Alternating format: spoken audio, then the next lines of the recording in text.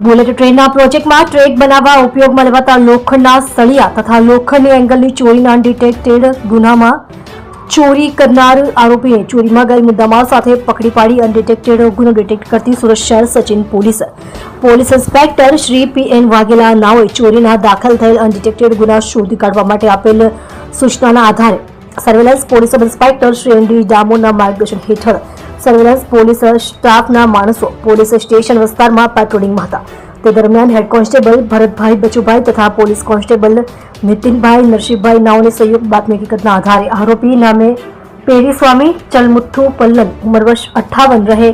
નીલગિરી સર્કલની બાજુમાં આવેલ ખુલ્લા મેદાનમાં લિંબાયત સુરત શહેર નાઓને સચિન દૂરદર્શન ટાવર 4 રસ્તા પાસેથી પકડી પાડી તેની પાસેથી ચોરીમાં ગયેલ બુલેટ ટ્રેનના પ્રોજેક્ટ્સમાં ટ્રેક બનાવવા ઉપયોગમાં લેવાતા લોખંડના સળિયા તથા લોખંડની એંગલની જેની કુલ કિંમત ₹25,000ની મત્તાનો મુદ્દામાલ કબજે કરી સચિન પોલીસ સ્ટેશન ચોરીનો અનડિટેક્ટેડ ગુનો ડિટેક્ટ કરી ચોરીમાં ગયેલ મુદ્દામાલ કબજે કરી ખૂબ જ પ્રશંસનીય કામગીરી કરવામાં આવે છે.